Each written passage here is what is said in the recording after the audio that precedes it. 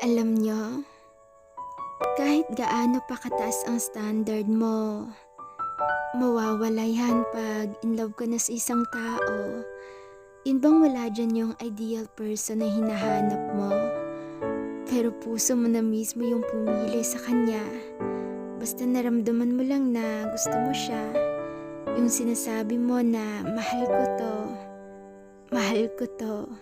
Sigurado na ako sa nararamdaman ko. At di mo malaman ang kasagutan kung bakit mo yan minahal. Hindi mo malaman ang kasagutan kung bakit ganyan mo siya kamahal.